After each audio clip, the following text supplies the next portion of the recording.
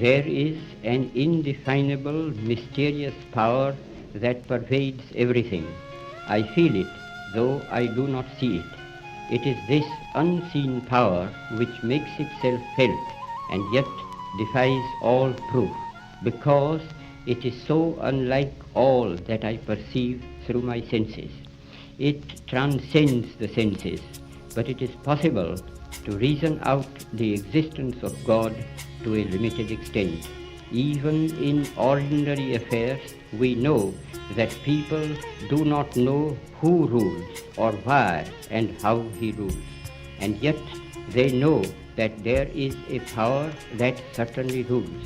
In my tour last year in Mysore, I met many poor villagers, and I found upon inquiry that they did not know who ruled Mysore.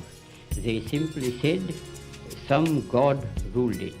If the knowledge of these poor people was so limited about their ruler, I, who am infinitely lesser in respect to God than they to their ruler, need not be surprised if I do not realize the presence of God, the King of Kings.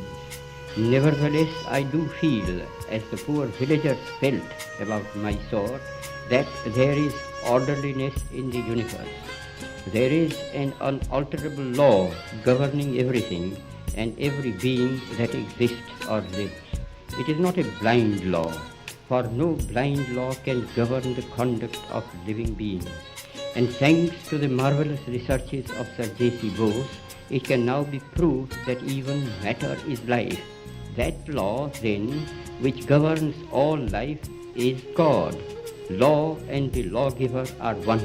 I may not deny the law or the lawgiver because I know so little about it or him.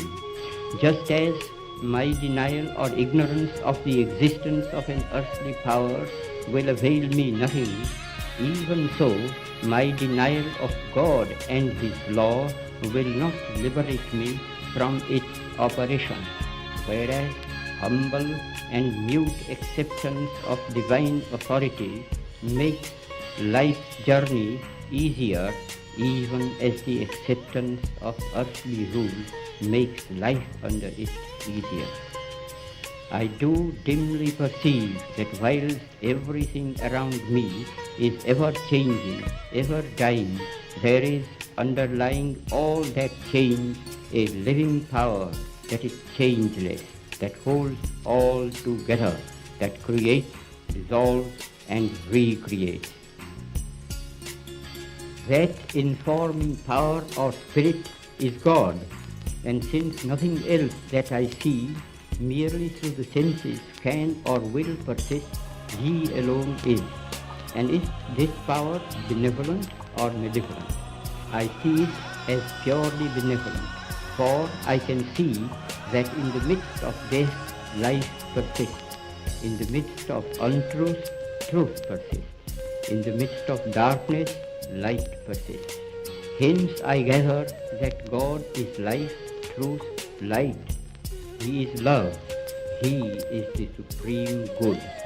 But He is no God who merely satisfies the intellect, if He ever does. God, to be God, must rule the heart and transform it. He must express Himself in every smallest act of His votary. This can only be done through a definite realization, more real than the five senses can ever produce. Sense perceptions can be and often are false and deceptive, however real they may appear to us. Where there is realization outside the senses, it is infallible. It is proved not by extraneous evidence, but in the transformed conduct and character of those who have felt the real presence of God within.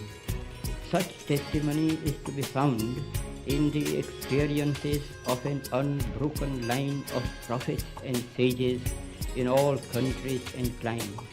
To reject this evidence is to deny oneself. This realization is preceded by an immovable faith. He who would, in his own person, test the fact of God's presence can do so by a living faith. And since faith itself cannot be proved by extraneous evidence, the safest course is to believe in the moral government of the world, and therefore in the supremacy of the moral law, the law of truth and love. Exercise of faith will be the safest where there is a clear determination summarily to reject all that is contrary to truth and love. I confess that I have no argument to convince through reason. Faith transcends reason. All as I can advise is not